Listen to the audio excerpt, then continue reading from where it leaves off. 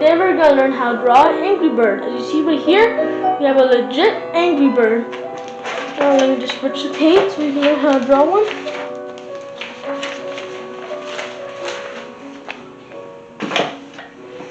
Here we have a page. Now first you want to draw a circle.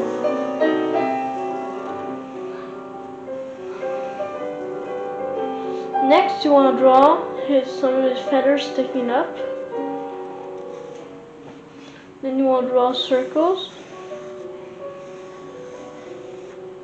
Draw two half circles, one right there and one right there. And draw, when you know, the eyebrows.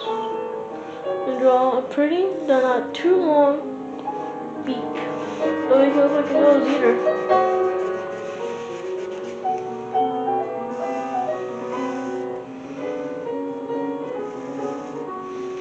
Next, you want to draw the leaf.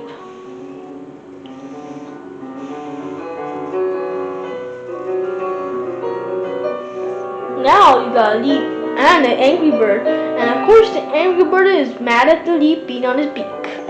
Boom.